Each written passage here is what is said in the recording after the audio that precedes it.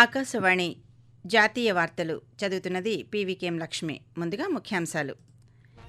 దేశాన్ని వికసిత భారత్గా మార్చడంలో మహిళల భాగస్వామ్యం కీలకమని రాష్ట్రపతి ద్రౌపది ముర్ము పేర్కొన్నారు.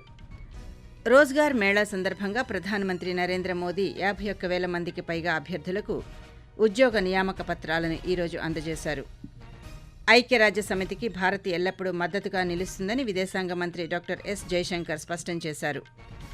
భావితరం జీఎస్టీ సంస్కరణలు పన్ను వ్యవస్థను మరింత సమర్థవంతంగా మారుస్తాయని కేంద్ర ఆర్థిక మంత్రి నిర్మలా సీతారామన్ అన్నారు.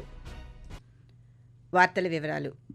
కేరళ పర్యటనలో ఉన్న భారత రాష్ట్రపతి ద్రౌపది ముర్ము ఎర్నాకుళంలోని సెయింట్ థెరెసా కళాశాల శతాబ్ది ఉత్సవాలను ప్రారంభించి శతాబ్ది లోగోను ఈరోజు ఆవిష్కరించారు.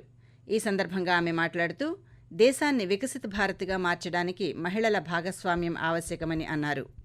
మహిళా నాయకుల నేతృత్వంలోని సమాజం మరింత మానవీయంగానూ ప్రభావవంతంగానూ ఉంటుందన్నారు. గత కొన్ని దశాబ్దాలుగా మహిళలకు విద్యా సాధికారత కల్పించడంలో సెయింట్ థెరెసా కళాశాల చేస్తున్న కృషిని ఆమె ప్రశంసించారు.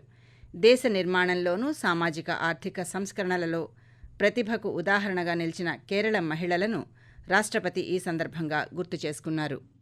I am very happy to be here to participate in the centenary celebration of this esteemed college. St. Teresa's College has been promoting women's education in India with steadfast commitment to spiritual values. This is a great contribution to social transformation and nation building. We should deeply acknowledge the vision and legacy of distinguished personalities who built this institution and led it through a centenary of sustained accomplishment. ప్రధానమంత్రి నరేంద్ర మోదీ 17వ జాతీయ రోజ్గార్ మేళా సందర్భంగా ఈరోజు న్యూఢిల్లీలో 51,000కు పైగా ఉద్యోగ నియామక పత్రాలను అభ్యర్థులకు అందజేశారు. ఉపాధి మేళాలు దేశ యువత కలలను నెరవేర్చే మాధ్యమంగా మారాయని ప్రధానమంత్రి వ్యాఖ్యానించారు. ఉపాధి మేళాల ద్వారా ఇప్పటి వరకు 11 లక్షలకు పైగా యువతకు నియామక పత్రాలను అందజేశామని పేర్కొన్నారు. స్టీల్ ఇండియా మిషన్ వంటి కార్యక్రమాలు యువతకు నైపుణ్య శిక్షణను అందిస్తాయని, నేషనల్ కెరీర్ సర్వీస్ ప్లాట్ఫామ్ వంటివి వారికి నూతన అవకాశాలు కల్పిస్తున్నాయని పేర్కొన్నారు. యువతను తమ ప్రభుత్వం దేశానికి ఉన్న గొప్ప శక్తిగా పరిగణిస్తుందని, యువతను దృష్టిలో ఉంచుకొని భారత విదేశాంగ విధానాన్ని రూపొందిస్తున్నామని వివరించారు. భారతదేశ దౌత్య చర్చలు, ప్రపంచ అవగాహన ఒప్పందాలలో యువత శిక్షణ, నైపుణ్యాల పెంపుదల, ఉపాధి కల్పనకు సంబంధించిన నిబంధనలు కూడా ఉన్నాయని ప్రధానమంత్రి పేర్కొంటూ, आपका ये उत्साह, परिश्रम करने की आपकी क्षमता, सपने साकार होने से पैदा हुआ आत्मविश्वास, इसके साथ जब देश के लिए कुछ कर गुजरने का जज्बा जुड़ेगा तो आपकी ये सफलता केवल व्यक्तिगत सफलता नहीं रहेगी, आपकी सफलता देश की सफलता बन जाएगी. आज आपको केवल सरकारी नियुक्ति नहीं मिली है, आपको राष्ट्र सेवा में सक्रिय योगदान देने का अवसर मिला है. ఈ సందర్భంగా ప్రధానమంత్రి నరేంద్ర మోదీ 3.5 కోట్ల మంది యువతకు ఉద్యోగాలు కల్పించడమే లక్ష్యంగా రూపొందిన వికసిత భారత్ యోజనను కూడా ప్రారంభించారు. రక్షణ మంత్రి రాజ్నాథ్ సింగ్ అధ్యక్షతన ఆర్మీ కమాండర్ల సమావేశం రాజస్థాన్లోని జైసల్మేర్లో ఈరోజు జరిగింది.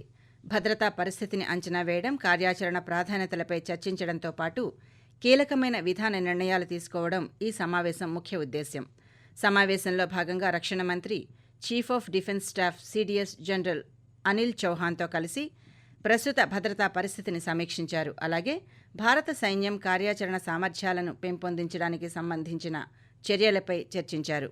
సైనికులు, వారి కుటుంబాలకు మద్దతుగా రక్షణ మంత్రి నమన్ కేంద్రం, సైనిక్ యాత్రీ మిత్ర యాప్, ఉపకరణ్ హెల్ప్ లైన్ యాప్లను ప్రారంభించారు. కీలకమైన గాజా ఒప్పందాన్ని సాధించడంలో అమెరికా అధ్యక్షుడు డొనాల్డ్ ట్రంప్ పాత్ర ప్రశంసనీయమని ఐక్యరాజ్య సమితిలో భారత శాశ్వత ప్రతినిధి పి హరీష్ అన్నారు. పశ్చిమాసియాపై ఐక్యరాజ్య సమితి భద్రతా మండలిలో జరిగిన చర్చలో పాల్గొన్న ఆయన ఈ ఒప్పందాన్ని రూపొందించడంలో కీలక పాత్ర పోషించిన అమెరికాకు, ప్రత్యేకించి అధ్యక్షుడు డొనాల్డ్ ట్రంప్కు భారత్ తరపున ప్రశంసలు తెలిపారు. ఈ నెల 13వ తేదీన ఈజిప్టులోని షర్మ్ ఎల్ షేక్లో జరిగిన గాజా శాంతి సదస్సులో భారత్ తరపున విదేశాంగ మంత్రి కీర్తివర్ధన్ సింగ్ పాల్గొని ఈ ఒప్పందంపై సంతకం చేయడాన్ని స్వాగతించారని అన్నారు. ఆకాశవాణి జాతీయ వార్తలు వింటున్నారు. భావితరం జీఎస్టీ సంస్కరణలు పన్ను వ్యవస్థను మరింత సమర్థవంతంగా మారుస్తాయని కేంద్ర ఆర్థిక మంత్రి నిర్మలా సీతారామన్ అన్నారు. ఘజియాబాద్లో కొత్త సీజీఎస్టీ భవన్ను ఈ రోజు ఆమె ప్రారంభించారు. ఈ సందర్భంగా కేంద్ర మంత్రి మాట్లాడుతూ సమర్థవంతమైన పన్ను విధానం ఆర్థిక వృద్ధిని పెంచుతుందన్నారు. నిజాయితీగా పన్నులు చెల్లించే వారి జీవితాలను సులభతరం చేయడానికి ప్రభుత్వం కట్టుబడి ఉందని చెప్పారు. జీఎస్టీ రిజిస్ట్రేషన్ ప్రక్రియను సరళీకృతం, సులభతరం, మరింత పారదర్శకంగా చేయడానికి అవసరమైన చర్యలకు కౌన్సిల్ ఆమోదం తెలిపిందన్నారు. వచ్చే నెల 1 నుండి సరళీకృత జీఎస్టీ రిజిస్ట్రేషన్ పథకం అమల్లోకి వస్తుందని నిర్మలా సీతారామన్ పేర్కొంటూ, GST Council has approved to make the GST registration process a lot more simpler, easier, seamless and also more transparent. And that is by design we want it like that. So technology and risk-based parameters must do the heavy lifting and not the taxpayer. We do not want anybody from the field formation adding one little more burden or onus on the taxpayer.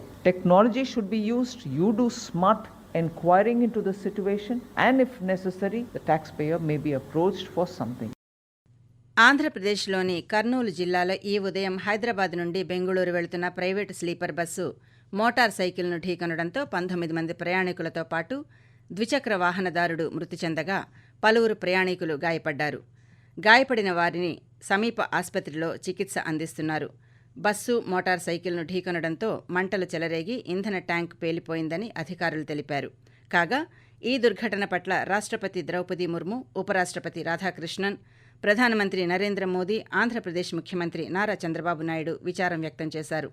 ప్రధానమంత్రి జాతీయ సహాయ నిధి నుండి మృతుల కుటుంబాలకు 2 లక్షల రూపాయలు, గాయపడిన వారికి 50,000 రూపాయల ఎక్స్ గ్రేషియాను ప్రధానమంత్రి ప్రకటించారు.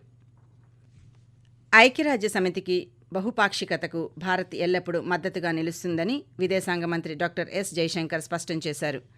ఐక్యరాజ్య సమితి ఏర్పడి 80 సంవత్సరాలైన సందర్భంగా న్యూఢిల్లీలో జరిగిన స్మారక తపాళా బిళ్ల విడుదల కార్యక్రమంలో ఆయన పాల్గొన్నారు. ఈ సందర్భంగా కేంద్ర మంత్రి మాట్లాడుతూ శాంతి భద్రతతో పాటు అభివృద్ధి, పురోగతికి భారత్ కట్టుబడి ఉంటుందని అన్నారు. అయితే ఐక్యరాజ్య సమితి పనితీరు అంత బాగా లేదని, ప్రపంచ ప్రాధాన్యతలను సరిగా అనుసరించడం లేదని అన్నారు. ఉగ్రవాదంపై ఐక్యరాజ్య సమితి ప్రతిస్పందన సమితి ఎదుర్కొంటున్న సవాళ్లకు ఒక స్పష్టమైన ఉదాహరణ అని వ్యాఖ్యానించారు.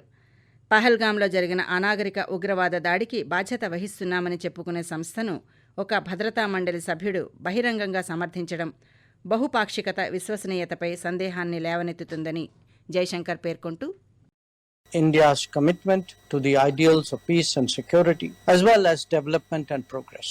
India has always been and will continue to be a strong votary of the United Nations and indeed of multilateralism. Our commitment to global peace and security is reflected, amongst others, in our staunch support for peacekeeping, and I'm very glad that the first day cover captures that particular facet as well.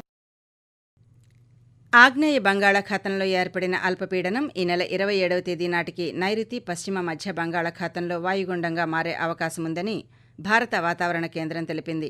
ఇది మరింత బలపడి తుఫానుగా మారవచ్చని పేర్కొంది.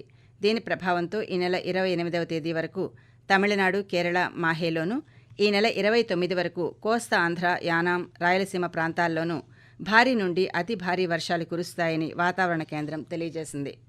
భారతదేశం తన వాణిజ్య భాగస్వామ్యాలను దీర్ఘకాలిక పరస్పర వృద్ధి దృక్పథంతో చూస్తుందని కేంద్ర వాణిజ్యం, పరిశ్రమల శాఖ మంత్రి పీయూష్ గోయల్ అన్నారు. జర్మనీలోని బెర్లిన్లో జరిగిన బెర్లిన్ గ్లోబల్ డైలాగ్ 3వ సంచికలో ఈరోజు ఆయన పాల్గొన్నారు. ప్రపంచ సంస్థలకు భారత్లో విస్తారమైన అవకాశాలున్నాయని సామాజిక మాధ్యమం వేదికగా కేంద్ర మంత్రి పేర్కొన్నారు. బెర్లిన్లో జరిగిన బిజినెస్ లీడర్స్ రౌండ్ టేబుల్లో కూడా కేంద్ర మంత్రి జర్మన్ సీఈఓలతో సమావేశమయ్యారు. ఆకాశవాణి జాతీయ వార్తలు ముగించే ముందు ముఖ్యాంశాలు మరోసారి. దేశాన్ని వికసిత భారత్గా మార్చడంలో మహిళల భాగస్వామ్యం కీలకమని రాష్ట్రపతి ద్రౌపది ముర్ము పేర్కొన్నారు. రోజ్గార్ మేళా సందర్భంగా ప్రధానమంత్రి నరేంద్ర మోదీ 51,000 మందికి పైగా అభ్యర్థులకు ఉద్యోగ నియామక పత్రాలను ఈరోజు అందజేశారు.